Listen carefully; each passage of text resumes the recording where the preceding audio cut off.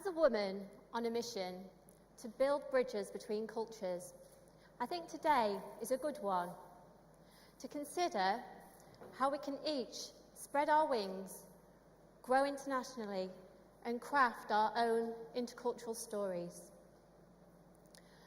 My own global soul story starts on the 1st of May, 1995. It was a public holiday across Europe, and I was driving a small red car towards the Croatian coast. The sun was shining, the radio was on, and I was really looking forward to seeing the sparkling blue Adriatic Sea. But my journey was curtailed when I realised that I was driving through a war zone. And that war was the Balkans War of the mid-90s. If I hadn't taken a wrong turning, which delayed my journey by a few minutes, I would have been at scene at the time that a bomb dropped. As it was, I arrived moments later to see women, men and children running fearfully from their burning homes. Sometime later, I learned that in a town not so far away from where I'd been, called Srebrenica, thousands of men and boys had been massacred in an act of genocide. Thousands of women and girls lost their fathers, their grandfathers, their brothers, their sons, their friends and their neighbours. An entire community had been decimated. And in many ways, those communities still are. These tragic events and these tiny glimpses that I got into the effects of conflict had a huge impact on me. They set me on a quest. They set me on a quest to try and understand why conflicts occur between cultures, between communities, and between nations. And I came to the conclusion, quite simplistically, that it's because of stories which are passed down through generations and instill fear. Now, fear is destructive. Fear prevents us from fulfilling our potential as individuals, as communities, and as organisations and nations.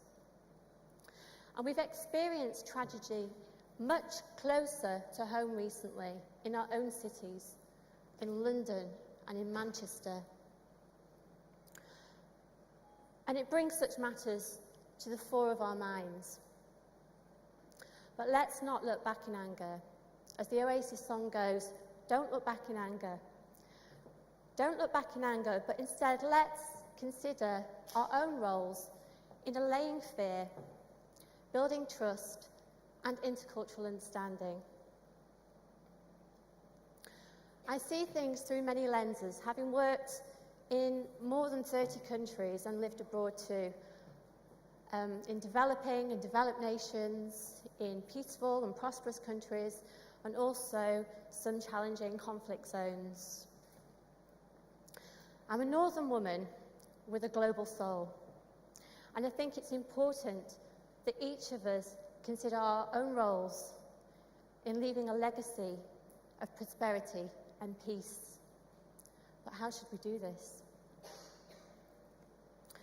Well, there's a couple of things that I'd like us to consider.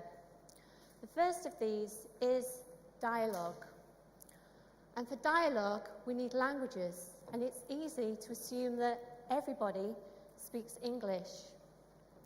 But in actual fact, just around 7% of the world's population speak English as their first or native language, and a further approximately 18% speak English as an additional language.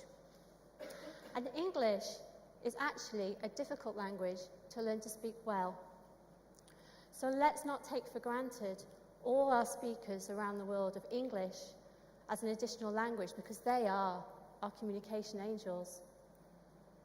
And I imagine that many of you speak languages other than English. Perhaps you learned a language at school, And if you were educated in the UK, it's likely it was German or French or Spanish or perhaps even Mandarin. But how comfortable would you feel about transacting business in another language, or setting up a home, or finding a job where you can only use that language, or even buying something from a website which is only in that language which you learned for a few years at school?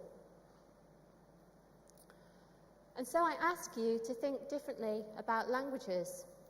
Perhaps hone the skills you already have, or perhaps learn new ones. But certainly, we should encourage our children and support our children to learn languages so they can flourish as global citizens. The second aspect of cultural fluency I'd like us to consider is empathy. And when we think about culture, culture is hugely diverse and complex. So we can only kind of scratch the surface when we start to explore culture, particularly in this context. But culture is complex, and one of the most interesting aspects of culture, I think, is that of how people perceive time, because time is perceived very differently across cultures. Have you ever wondered why in Germany, Scandinavia, Switzerland, the UK, the USA, and many other Western cultures, we're fixated on time? We like punctuality, schedules, timetables, time-bound contracts. Time is money. Time is money because what happens now affects the future. We're very future-focused. But in other parts of the world, it's quite different. And you'll have experienced this if you've been to Southern Europe, or travelled to the Middle East, or Africa, or Asia, or Latin America, where there's a much more flexible approach to time. The Dalai Lama said there are only 2 days in which nothing can be changed. One is yesterday, and the other is tomorrow. It was also the Dalai Lama who said that the Western woman will save the world, which is also something for us to ponder. When I was working in Africa, I was often perplexed by how buses never seemed to run to a schedule. And when they did arrive, they didn't depart until the bus was full. I can see the logic now, though. And communication styles across cultures are so different too. And when I lived in Slovenia, I was really taken aback by the directness of some of the questions and the communication style I experienced there, and how complete strangers would express concern at the bus stop because I wasn't dressed correctly for the weather. They always seemed concerned that my kidneys might get cold. But I know now that this is born of a communitarian culture where there's a lot of concern for the community and caring for each other. So, if we consider our cultural similarities, our cultural differences, and seek to understand things from different viewpoints, we can each enter the fascinating and important world of cultural fluency, the world of dialogue and empathy. And cultural fluency is like a currency. The more of it we have, the richer we can become. We can become richer in our relationships, in business, in our communities, and in life in general. And I'd like to leave you with this. When I was trekking in Peru last year on a charity trek, I was really, really interested in the language and culture of the region. I was also fascinated by the beauty and diversity of the wildlife there. And across cultures, there are different interpretations of things in nature, like birds, plants, and even colours, each of them evoking different feelings, emotions, and having different interpretations. And this is something which can be significant in business too. So when I'm advising companies on their marketing and communications and branding, these things can all be significant depending which market you're selling into.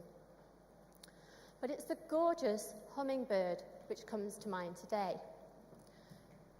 It's a small, tireless creature, and its wings move in the shape of an infinity symbol, representing continuity and infinity.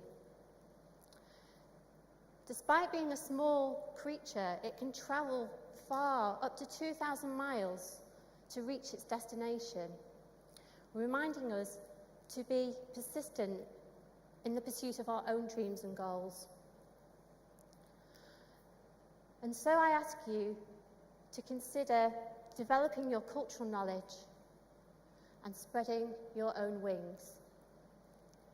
Think big, think global, and fly. Thank you.